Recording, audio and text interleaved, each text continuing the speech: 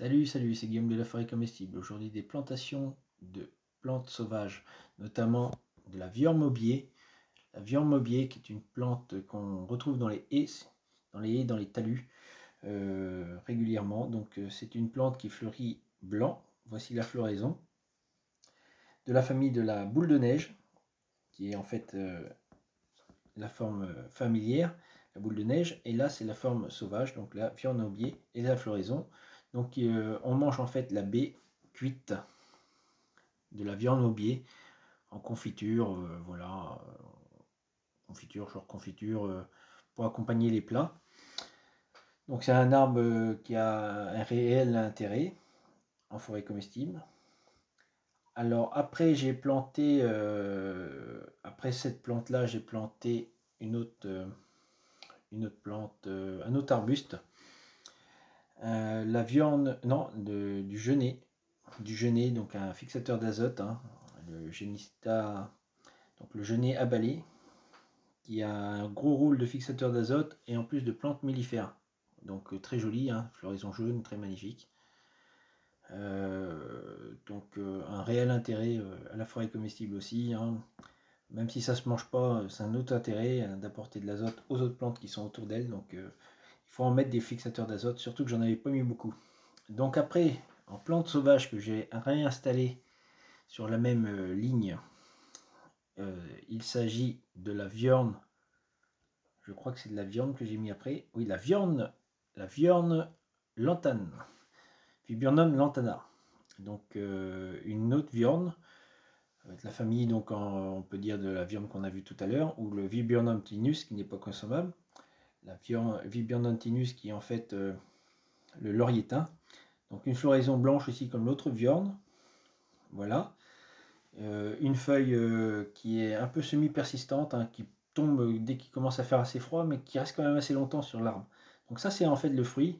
Le fruit, on mange en fait pas les fruits quand ils sont rouges, mais quand ils sont bien noirs. Donc ça peut être très tard dans la saison, ça peut être octobre, c'est après octobre, ça peut être novembre, décembre, même décembre on peut en consommer. Risque d'être malade avec cette plante là par contre. Faut pas le manger quand il n'est pas arrivé à maturité.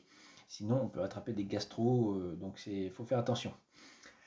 Voilà, alors ici, un autre arbre, qui est plutôt un arbre, voilà, je dis un arbre parce que c'est un peu plus grand. Donc ici, il s'agit du sorbier des oiseleurs. Donc, beaucoup de personnes connaissent, hein, c'est un arbre qui est très très bon pour les oiseaux. Ils adorent le manger, donc on peut le manger aussi en confiture. Bon, c'est pas très très bon, hein, c'est très fort. Donc ben voilà, après je suis reparti un peu sur les mêmes plantations, donc Viburnum viorne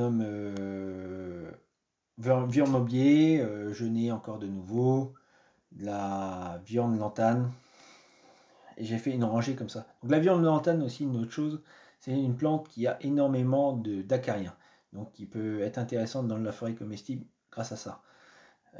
Voilà, donc une petite vue de la forêt comestible. Donc là, j'ai planté entre les rangs de fruitiers. Donc voilà, j'ai voulu changer, resserrer un petit peu. Donc avec le tracteur, le Solis, ça passera. Vu que les allées, une fois que les arbres vont être un peu développés, j'aurai encore l'espace pour passer.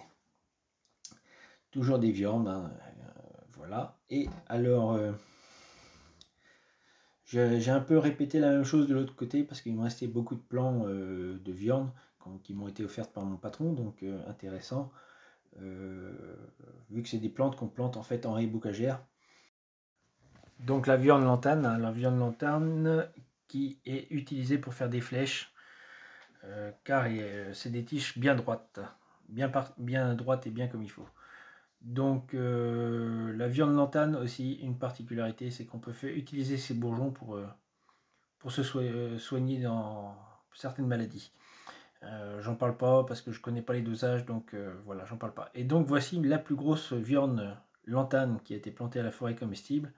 J'ai un beau petit sujet, donc viande lantane bien ramifiée. Donc on voit un petit peu l'aspect un petit peu différent que d'avoir une tige toute fine, toute droite. Voilà, là c'est un autre sorbier des oiseleurs qui est, voilà, là il est là, le sorbier des oiseleurs. donc de la famille Sorbus. Il faut savoir que j'ai d'autres sorbiens dans la forêt comestible, mais c'est des sorbiers Burka qui sont beaucoup plus gros aux fruits et qui sont bien meilleurs pour nous. Du genêt toujours, donc fixateur d'azote, hein, très important le fixateur d'azote, surtout que j'en ai pas planté beaucoup. Et un pommier que m'a offert ma soeur pour donc un pommier Harmonie d'origine, alors je sais pas d'où il vient, ça vient de chez Delbar, mais au niveau du code barre, enfin du suivi de l'arme, il vient d'Hollande.